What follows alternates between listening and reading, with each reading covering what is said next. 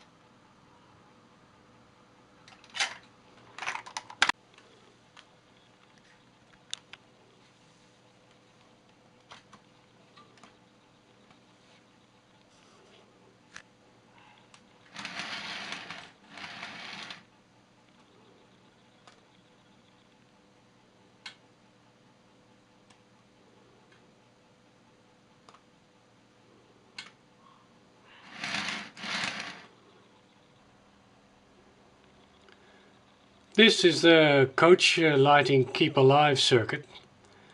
Basically nowadays in DCC all systems are AC. There's no difference anymore between 3-track, 2-track, etc. It's all AC. So track pickup is always AC. So we have to rectify that with a little rectifier circuit to turn it into a DC.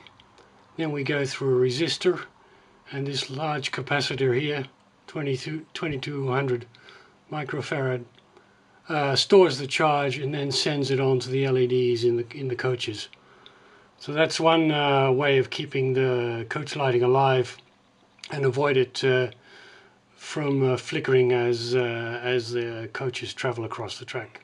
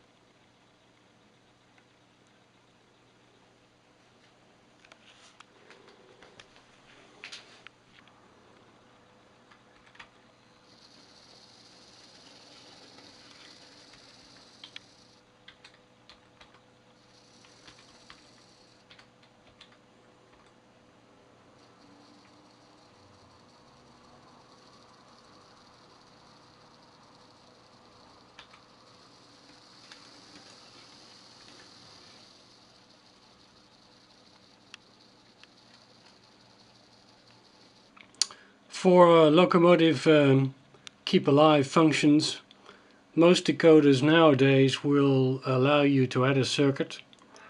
This is an ESU decoder. Many of you will be familiar with the lock pilot or lock sound decoders of ESU. In their manual they show here the keep alive circuit.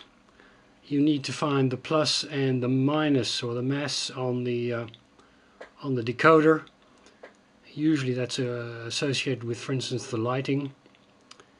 And then you can add this circuit, which is a diode, 100 ohm resistor across it, and then a capacitor. They are showing 2200 microfarad, but I've found that 4700 microfarad is needed, at least on the larger locks, to keep the charge and keep the lock moving along nicely. So you'll find this in most manuals for your decoders, and it's a very useful circuit to include. One reason that I really needed to add the keep alive circuit, particularly on the electric locks, is that I want to run prototypically, which means that the E-locks would have one pantograph up, and basically the rear pantograph. So if the lock's moving, the rear pantograph should be up, and only the rear pantograph. Now in my case, the locks, here you can see the lights. I do run off of live overhead wires. Lights are off, lights are on, lights are off. You notice the lights are dimming slowly because of the Keep Alive circuit. But having only the one pantograph up means there's a very small surface of contact here to pick up electricity. It's probably even worse than on your two-rail systems where you've got at least a number of wheels on the track. Here there's only a very small surface touching the overhead wire. This will be normally an overhead wire, but this is just my test track with a cheap piece of wire for the overhead wires. And now I can run the locomotive now with just one pantograph up. But I was having trouble with just the one pantograph up having smooth operation because it's such a small pickup surface. But the Stay Alive circuit has really done the trick and allowed me to run now my electric locks with just one pantograph up per the prototypical operation. So it's a very useful circuit.